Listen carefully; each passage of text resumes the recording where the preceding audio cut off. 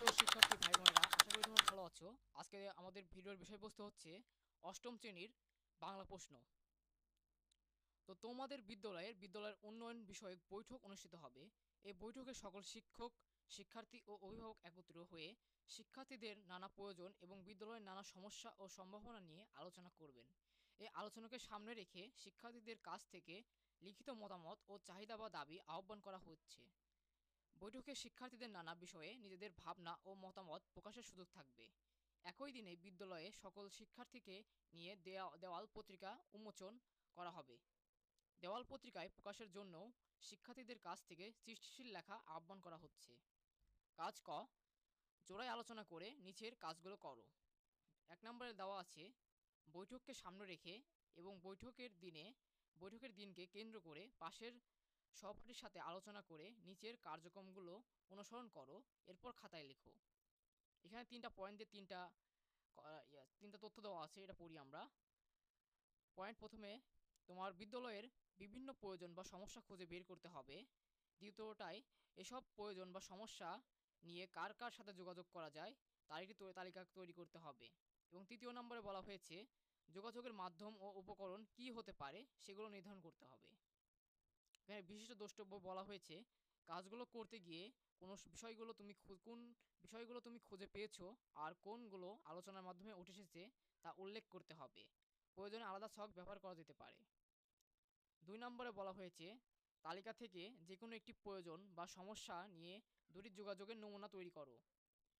Point 1-এ বলা হয়েছে, নমুনা দুইটির একটি হবে মৌখিক যোগাযোগের এবং আরেকটি হবে লিখিত যোগাযোগের। এবং 2 নম্বরে বলা হয়েছে, এই নমুনা দুটি তোমার তালিকার যে কোনো দুজন ব্যক্তিকে ঘিরে।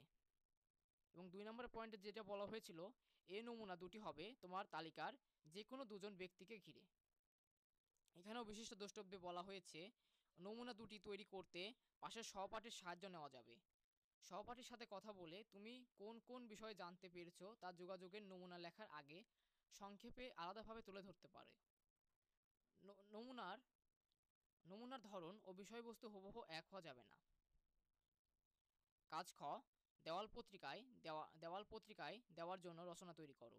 রচনাটি তৈরি করতে নিচের নির্দেশগুলো নমুনা ক্রমে অনুসরণ করো। পয়েন্ট দিয়ে বলা হয়েছে, কাজটি করতে হবে দলগত আলোচনার মাধ্যমে। প্রতি দলে 4জন করে সদস্য থাকতে পারে। দলের সদস্যরা নিজেদের মধ্যে আলোচনা করে ঠিক করবে কে কোন ধরনের রচনা তৈরি করবে।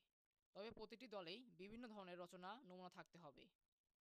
রচনার কাঠামো ও বিষয়বস্তু নিয়ে এবং নতুন নতুন ধারণা নিয়ে আলোচনা করা যাবে। নমুনা লেখাটির আগে দলীয় আলোচনার মাধ্যমে কী কী সিদ্ধান্ত নেওয়া হয়েছে এবং গুরুত্বপূর্ণ বিষয় উঠে এসেছে তা লিখতে হবে। রচনায় নিজের সৃষ্টিশীলতা, পর্যবেক্ষণ ও দক্ষতার প্রতিফলন ঘটাতে হবে। রচনার একটি শিরোনাম দিতে হবে। নিচে কয়েক ধরনের লেখার নমুনা দেওয়া হলো। বিবরণমূলক লেখা, বিদ্যালয় অথবা শ্রেণীকক্ষ অথবা স্কুল মাঠ অথবা পাঠাগারের বিবরণ। বিশ্লেষণমূলক লেখা, বিদ্যালয়ের সামগ্রিক সুযোগ সুবিধা। তথ্যমূলক লেখা, বিদ্যালয়ের গুরুত্বপূর্ণ তথ্য। কল্পনা নির্ভর লেখা, বিদ্যালয়কে ঘিরে কোনো গল্প। এখানে 1 নম্বর দিয়ে বলা হয়েছে, উপরের যে কোনো একটি ধরন বেছে নিয়ে তোমার বিদ্যালয়ের পরিপ্রেক্ষিতে 200 শব্দের মধ্যে একটি রচনা লেখো।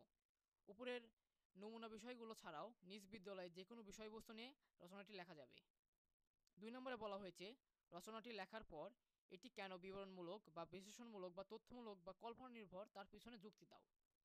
কাজ গ, যেটি সর্বশেষ কাজ, তোমাদের লেখা উপরের রচনার ভিত্তিতে এককভাবে একটি নিচের কাজগুলো করো। এখানে দুটি কাজ দেওয়া আছে, যে কোনো একটি বলা হয়েছে, যে কোনো একটি করতে হবে। এখানে প্রথম পয়েন্ট দিয়ে বলা হয়েছে, দুটি বাক্যের বিধয় উদ্দেশ্য প্রসারক ও বিধয় প্রসারক চিহ্নিত করো। বা যে কোনো 10টি শব্দ অভিধানের বর্ণনাক্রমে সাজাও। তো আশা করি প্রিয় ভাই বোনেরা, তোমাদের এই প্রশ্নটি কাজে লাগবে। ইনশাল্লাহ কালকে এটি 100% শিওর যে তোমাদের পরীক্ষা এটি আসবে এবং এটি উত্তর দেওয়ার আমরা চেষ্টা করব। যারা যারা আমাদের চ্যানেলে সাবস্ক্রাইব করে রাখো এবং পাশে থাকা বেল আইকনটি অন করে রাখো।